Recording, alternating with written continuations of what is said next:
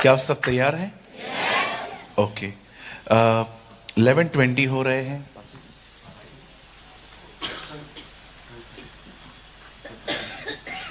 ठीक है। आप मेरे साथ खोल सकते हैं the book of Esther. The book of Esther 6 अध्याय, और हम सिर्फ पहली आयत पढ़ेंगे, सिर्फ एक ही आयत। उस रात राजा को नींद नहीं आई, इसलिए उसकी आज्ञा से इतिहास की पुस्तक लाई गई और पढ़कर राजा को सुनाई गई। बहन, एक बार फिर से थोड़ा आराम से पढ़ेंगे। उस रात राजा को नींद नहीं आई, इसलिए उसकी आज्ञा से इतिहास की पुस्तक लाई गई और पढ़कर राजा को सुनाई गई। ओके। अगर जिनको नींद नहीं आती है, ये वचन रोज पढ़ा करो। देखो, एक पर्सन को नींद नहीं आ रही है तो कुछ सुन रहा है। कभी खुदा भी अगर आपके साथ ऐसा करे, आपको सोने न दे, तो कुछ पढ़ लिया करे। बहुत खूबसूरत टाइम जाएगा आपका, है ना? मैं चाहता हूं, आइए आप सब सामने देखिए। इस दुनिया में बहुत सारी अनफेयर चीजें होती हैं। In this world there is so many unfair things happen. मेरा एक दोस्त है, he is a very loyal with his company. वो अपनी काम की जगह के साथ बहुत लॉयल है, लेकिन कुछ लोगों ने उसके खिलाफ पॉलिटिक्स रची कि इसको जॉब से निकालना है, और उसके ऊपर कुछ ऑफिस के अंदर कुछ सीन क्रिएट करके उन लोगों ने बॉस की नज़र में उसको गिरा दिया। 10 लोग एक ही बात कह रहे हैं कि इसने ऐसा किया, लेकिन वो जानता था वो उसने ऐसा नहीं किया, और लास्ट में उसकी जॉब चली गई। इसे कहते हैं unfair.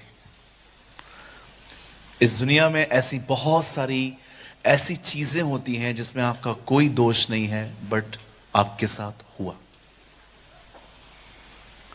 Life is not always fair with you. जिंदगी हमेशा आपके साथ वैसी नहीं होती जैसे आप सोचते हैं, लेकिन ये दुनिया की बात है। मैं आपको बताना चाहता हूं, स्वर्ग में एक है जो ऊपर से सब देख रहा है, और एक दिन वो आपको न्याय दिलाएगा। He is wonderful.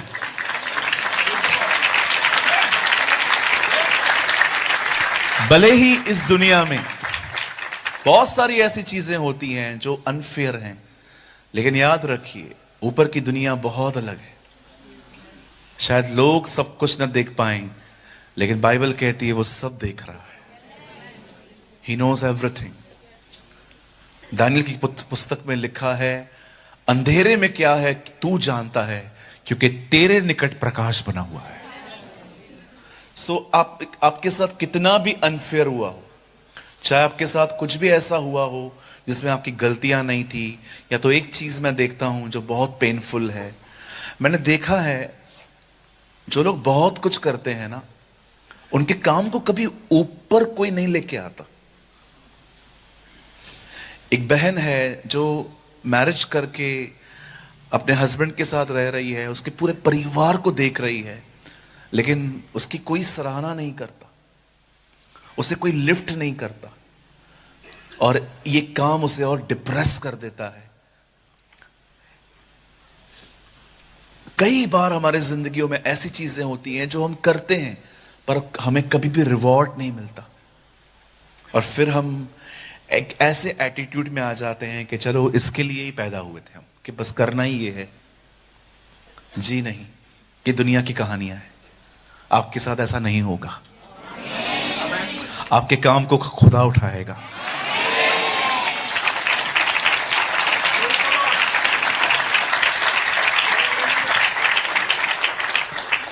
मेरी बाइबल कहती है, एक दिन था जब शरेश राजा ने अपने 127 प्रांतों में एक भोजन, एक बहुत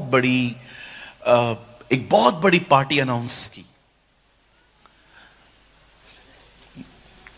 मैं आपको बताना चाहता हूं, एस्तर एक ऐसी किताब है जिसमें खुदा का नाम नहीं है।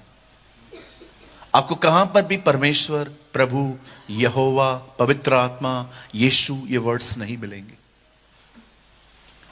प्रभु की एक दासी जॉइस मेयर, जब उसके चर्च के अंदर लोग आके कहते हैं प्रभु काम क्यों नहीं करते, तो उनको हमेशा कहती है एस्तर पढ़ो। तुम्हें वहां पर भी दिखेगा कि खुदा कुछ नहीं कर रहा, लेकिन वही कर रहा है, वही कर रहा है।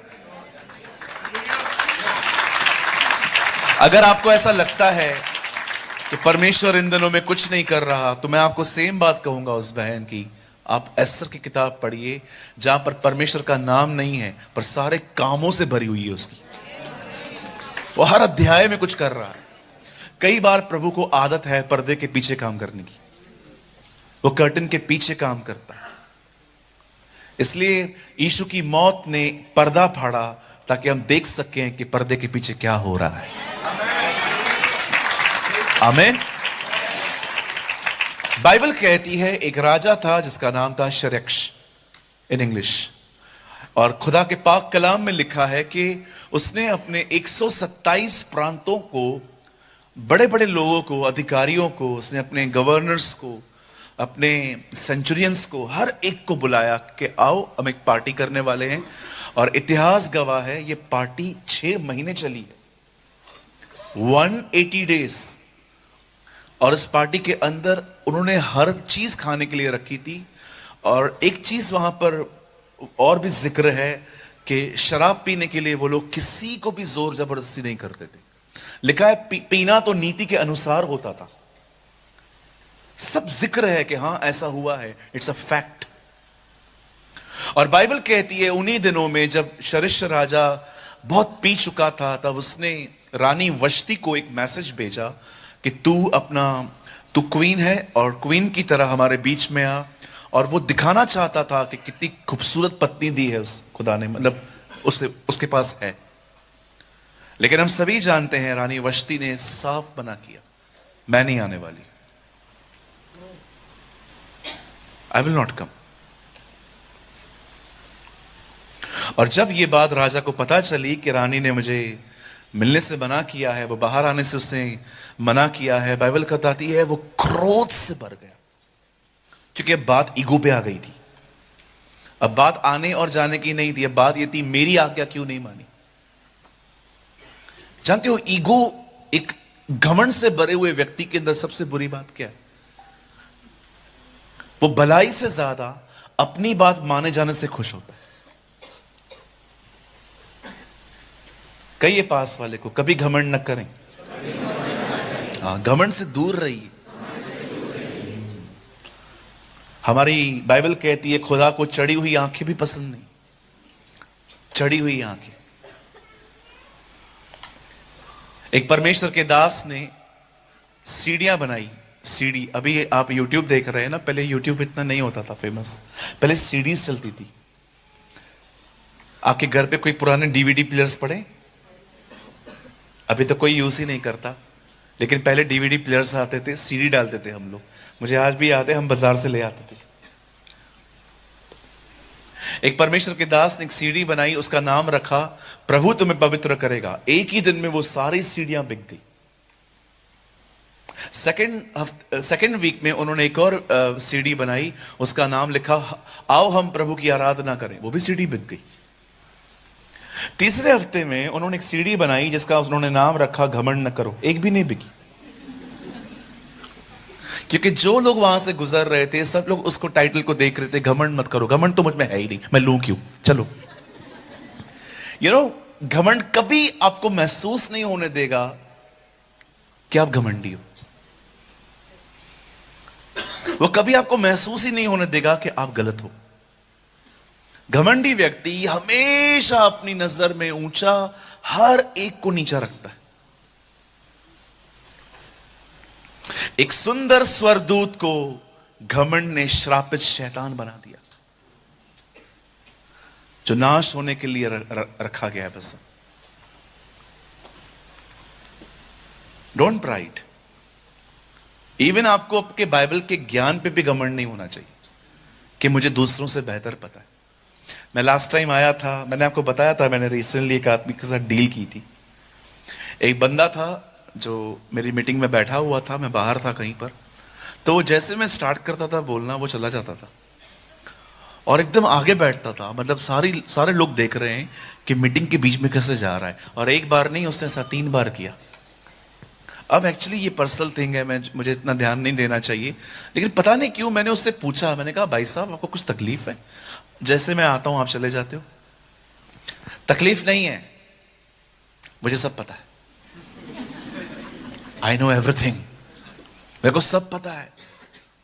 ऐसे चुटकियां मार के बात करते, ये अजकल से कुछ पूछो, यर्मिया से कुछ पूछो, प्रकाशित वाक्य से पूछो, मैं तुमको बता दूंगा। मैंने प्रभु से कहा, प्रभु मैं आज इसे नहीं छोड़ूंगा, मैं बाद में पश्चाताप कर लूंगा, लेकिन आज वैसे नहीं छोड़ूंगा। मैंने कहा भाई साहब आइए, 2 मिनट काम है आपसे। हाँ पूछो पूछो पूछो, क्या पूछना है? मैंने कहा मैं यर्मिया यशाया इन किताबों से नहीं, मैं सुसमाचारों से पूछ सकता हूं। अरे सुसमाचार तो मैं ऐसे ही पढ़ चुका हूं। मैंने कहा अंकल एक क्वेश्चन ये है, यीशु ने 5000 लोग को खाना खिलाया, उनके नाम तो बता दो।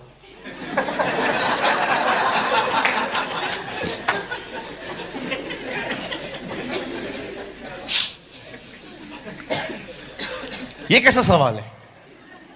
मैंने कहा, आपने कहा कुछ भी पूछो, तो मैं कुछ भी पूछ रहा हूं। नहीं ऐसा थोड़ी होता है। मैंने कहा चलो लेट्स बार्गिन, थोड़ा आसान पूछता हूं। हाँ पूछो। मैंने कहा वो जो मछली खिलाई उसका नाम बताओ। आइए अपने हाथ को उठाइए, मेरी तरफ देखिए, कहिए मैं बहुत कुछ जानता हूं, सब नहीं जानता। ठीक है।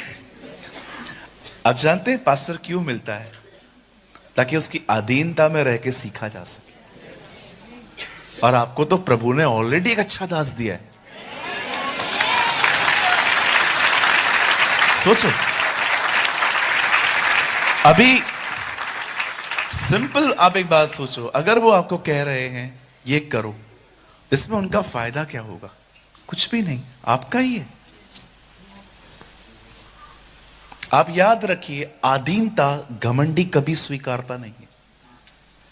नीति वचन में लिखा है, जो अलग होता है अपनी इच्छा पूरी करने के लिए अलग होता है।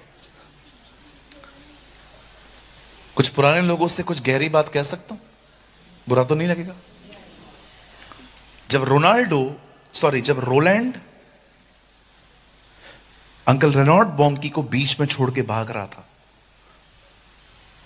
आप सभी जानते हैं रेनॉल्ड बॉन्की एक ऐसे प्रचारक थे जिन्होंने पूरी नाइजीरिया को बदला था खुदा के फजल से।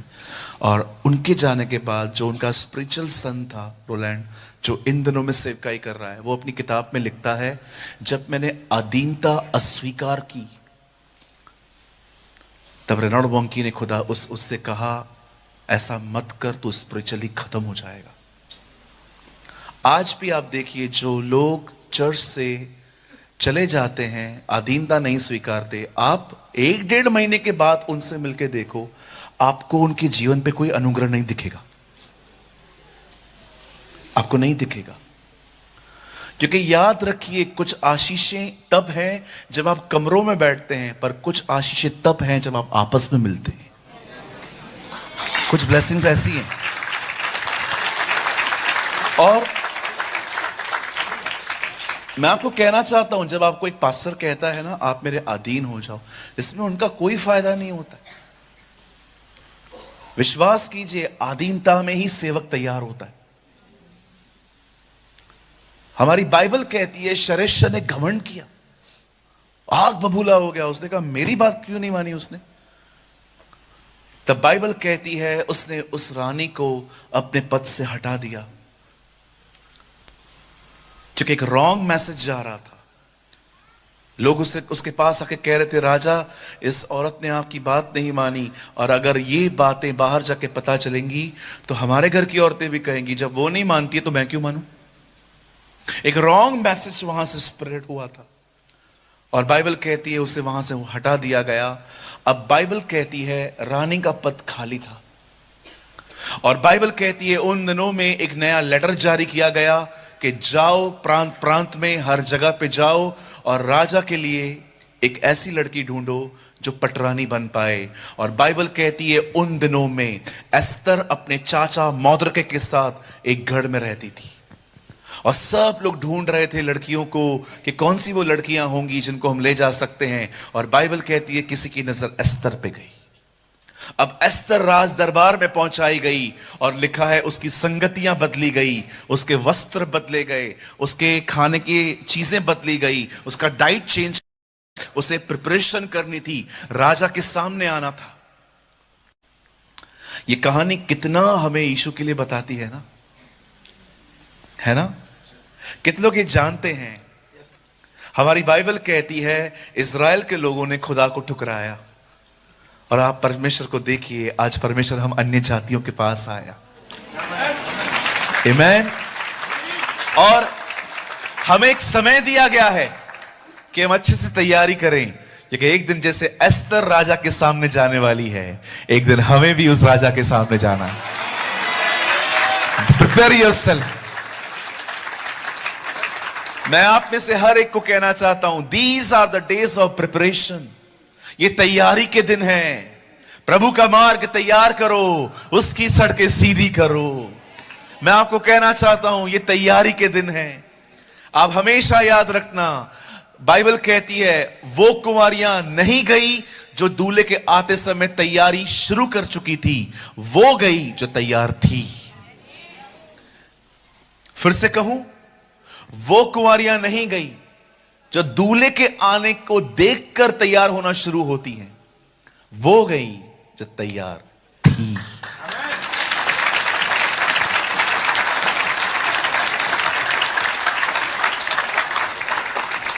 बाइबल कहती है ये वो दिन थे जब एस्तर को हर दिन नई नई चीजों से संवारा जा रहा था, और कई महीनों की तैयारी में उसे तैयार किया गया। अब मैं आपको कुछ बताना चाहता हूं जिस पे आपको बहुत ध्यान देना पड़ेगा, नहीं तो आप समझ नहीं पाएंगे चीजें। आप जानते हैं एस्तर अपने चाचा मौर्दके के साथ रहती थी। अब एस्तर तो पैलेस में है, चाचा कहां गया? ये बहुत अमेजिंग पॉइंट है बाइबल की। आप जानते हैं उसका चाचा कहां गया? वो बिल्कुल पैलेस के बाहर बैठता था। आप पढ़ के देखिए, वो गांव नहीं लौटा। ऐसा नहीं है कि वो उस लड़की को राजभवन में छोड़ के अपने गांव चला गया कि चलो लड़की अंदर है। नो, आप पढ़ के देखो, आपको पूरी बाइबल में वो उसके बाद हमेशा पैलेस के बाहर बैठा हुआ मिलेगा। वो दरबार के बाहर बैठा रहता था।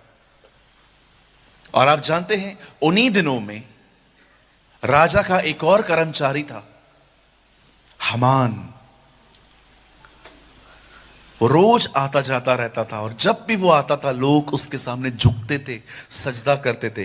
लेकिन मौर्दके जो उसी पैलेस के बाहर बैठा रहता था, see this is his attitude. वो जा रहा है और ये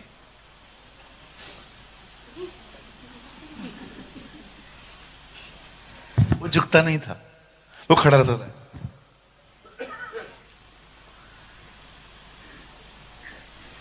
अब ये चीज हमान को मार रही थी। एस्तर की किताब एक ऐसी किताब है जिसमें बहुत सारे घमंडी लोग आपको दिखाई देंगे। कुछ लोग कहते हैं मेरे को प्रेज द लॉर्ड नहीं बोला, आप जाके बोलो, आप छोटे हो जाओगे। पूछो बाजू को, आप छोटे हो जाओगे।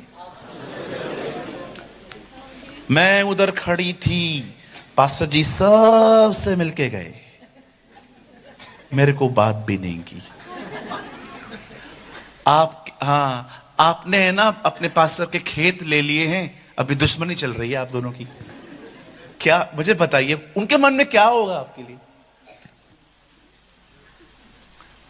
एक भाई ने तो हमारे चर्च में हद कर दी। उसने कहा आज मैंने प्रभु के सामने चिन्ह रखा था, अगर पास्टर खुद प्रेज द लॉर्ड कहेगा आके तो मैं समझ जाऊंगा प्रभु क्या चाहते थे। मैंने कहा ये चिन्ह नहीं है, ये बेवकूफियां हैं। पॉल वॉशर ने कहा don't seek sign, seek scripture.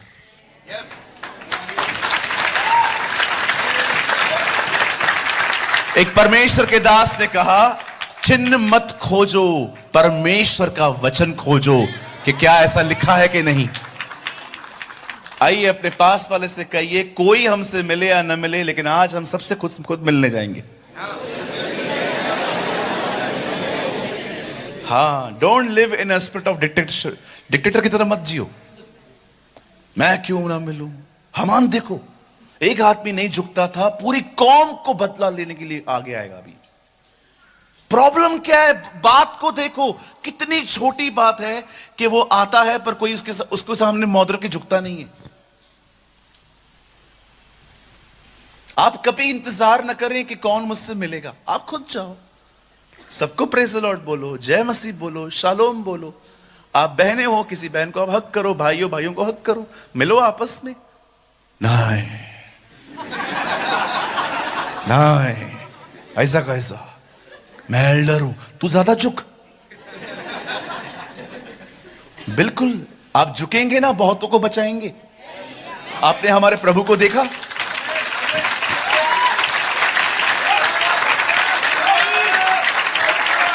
हाँ बिल्कुल, आपने यीशु को देखा, वो झुक के कुछ लिखने लग गया, और जब वो उठा एक आत्मा बच चुकी थी। झुकने वाले लोग सदैव लोगों को बचाते। और ये मत सोचो, आप ये मत सोचो कि आप नम्र बनोगे तो कोई आपका फायदा, कोई हमारा फायदा नहीं उठा सकता। हम इतने बेवकूफ हैं ही नहीं। हम हर घाट का पानी पिए हुए लोग हैं। कुछ लोग मुझे कहते थे बचपन में, बहुत लोग, अरे इतना सीधा नहीं बनने का, खा जाएंगे लोग तुझे। लोग खाएंगे, कोई नहीं खा सकता आपको।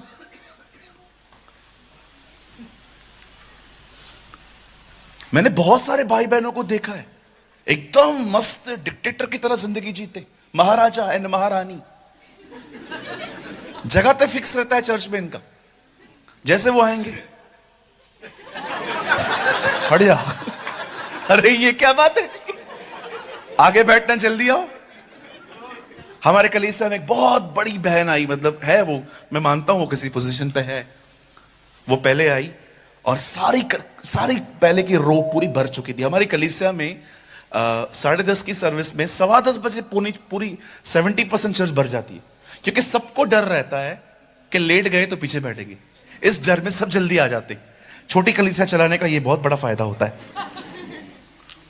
आप जानते हैं, वो एक बहन आई और उसने आके देखा, पहली रो में सब लोग बैठे हुए थे, और हमारे लोग भी इतने सयाने कि वो देख रही है कि जगह चाहिए, और सब अपना मुंह ऐसे करके बैठे हुए हैं कि हमें ना उठना पड़े। मीटिंग पूरी हुई, उन्होंने मुझे कहा, pastor I have a complain. मैंने कहा, टेल मी व्हाट हैपेंड, क्या हुआ? आपके चर्च में एक बात ठीक नहीं है। मैंने कहा, क्या हुआ, क्या बोलो तो सही। आपके चर्च में मेन लोगों को बिठाने के लिए कोई जगह अच्छी नहीं है। मैंने कहा, हमारे चर्च में मेन लोग जल्दी आते।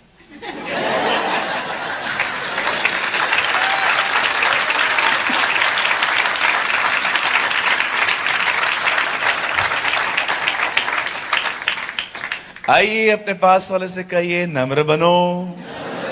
नहीं नहीं नहीं, जैसे मैं बोल रहा हूं वैसे बोलो, नम्र बनो। बिल्कुल। या ऐसा लग रहा है ये बच्चा मुझे बोल रहा है, आप भी बनो।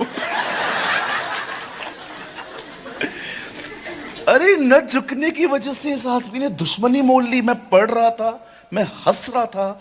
मैंने कहा, यार न तेरे को उसने गाली दी है, न उससे तेरे पैसे लेकर रिटर्न किए हूं, कोई ऐसा केस भी नहीं है। प्रॉब्लम क्या है? बंदा विश नहीं करता, बंदा झुकता नहीं है। आप जानते हो मैं लोगों के साथ क्यों प्यार और नम्रता से चलता हूं? कभी कभी मैं भी खो देता हूं, गुस्सा कर देता हूं, बट मैं एक चीज जानता हूं, हर कोई अपने जिंदगी में से कुछ हालातों से गुजर रहा है। Be kind with others, because we don't know कोई कहां से गुजर रहा है। आपने कभी ऐसे केसेस देखे? जरूर देखे होंगे कि आज वो व्यक्ति मिला, कल आपको पता चला वो मर चुका है। आज वो मिला, हमें बाद में पता चला इससे सुसाइड कमिट कर दिया। कभी आपने ऐसी चीजें देखी हैं? कुछ लोग कितना नॉर्मल बिहेव करते हैं, लेकिन अगले दिन कुछ खबर ही अलग आती है। क्यों? क्योंकि वो ट्रॉमा से गुजर रहे थे, वो स्ट्रेस से गुजर रहे थे, वो परेशान थे, वे डिस्टर्ब थे।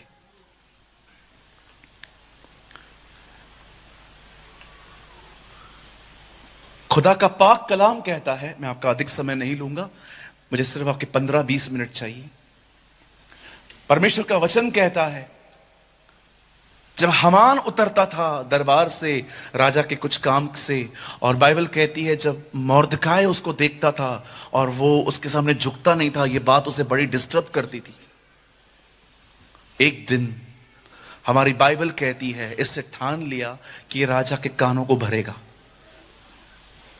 और उससे राजा को सारी बातें पहुंचाई कि राजा, हमारे बीच में कुछ ऐसे लोग मिलते रहते हैं जो हमारे कानूनों को नहीं मानते, इनकी अपनी ही नीतियां हैं।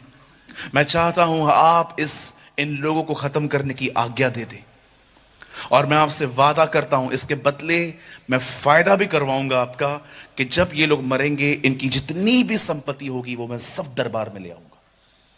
अगर आप इंग्लिश बाइबल में पढ़ें तो कमेंट्री ऐसी बताती है कि इसने राजा के साथ एक सौदा किया। राजा ने कहा, गो अहेड, आप आगे बढ़ो, करो। और आप जानते हैं, इससे पहले भी बाइबल में एक इंसिडेंट हुआ है। जब एस्तर का चाचा बाहर बैठता था तो वो सारी खबर रखता था कि दरबार के आसपास हो क्या रहा है। तो 2 लोग ऐसे थे जो राजा को मारने की कोशिश कर रहे थे, और ये बात उसने दरबार में पहुंचा दी थी और इससे राजा की जिंदगी बचाई थी। और उन दिनों में एक ऐसी प्रथा थी कि जो कुछ होता था वो डायरी में लिखा जाता था। आज भी आपने देखा होगा, बहुत सारे लोग अपनी लाइफ की डायरी लिखते, हर दिन जो उनके साथ होता है वो लिखते रहते हैं। एक दिन जब राजा के कान भरे गए और राजा ने कहा, ठीक है, मारो इन लोगों को, उस समय के कुछ समय के बाद एक रात आई जिसका मैं जिक्र करना चाहता हूं। लिखा है, इस रात राजा को नींद नहीं आ रही थी, और राजा को लगा कि मैं कुछ सुन लेता हूं। और राजा ने अपने एक कर्मचारी से कहा, एक काम करो, कोई बुक लेकर आओ और आके पढ़ के सुनाओ। और लिखा है कि एक हिस्टोरिकल बुक निकाली गई, इतिहास, मतलब जो हो चुका है। और जानते हैं, उस किताब को जब उसने खोला और उसमें से वो देखो, पेपर भी वही निकला है, और उस पेपर को उसने खोला, वहां पर लिखा था, राजा, एक दिन था जब आप पे कोई हमला करना चाह रहा था और एक व्यक्ति ने आपकी जिंदगी बचाई थी। मैं बिलीव करता हूं ये बुक अपने आप नहीं निकली है।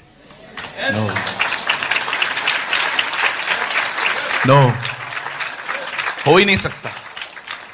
आप देखो, ये किताब उन दिनों में निकली है जिन दिनों में उस आदमी और उसकी जाति को खत्म करने का फतवा जारी हुआ है। और वो कहता है, सर, कोई समय था जब आपको कोई मारने वाला था और आपकी जिंदगी किसी व्यक्ति ने बचाई थी। और राजा ने कहा, अच्छा, तो क्या उस आदमी के लिए कुछ किया गया है? बोला, नहीं, कुछ भी नहीं। बोला, कौन है वो? बोला, एस्तर का चाचा हमान, मोर्दकाय, सॉरी। अगले दिन बाइबल कहती है, राजा बैठा हुआ था और राजा ने अपने आंखों से क्या देखा कि बाहर जो है हमान टहल रहा था, और वो हमान को बुला के कहता है, इधर आ। और वो गया। बोलता है, एक बात तो बता, अगर राजा के साथ कोई ऐसा ऐसा करे तो उसके साथ क्या क्या करना चाहिए? ये अपने बारे में सोच रहा था, शायद राजा मेरे बारे में। राजा, उसको क्या करना चाहिए? उसको राजश्री वस्त्र पहनाओ, उसको घोड़े पे बिठा दो, आगे लोगों को प्रचार करने के लगा दो कि ये अच्छा व्यक्ति है। उसने कहा, वेरी गुड, ये सब कुछ तू अब मोर्दकाय के साथ करेगा।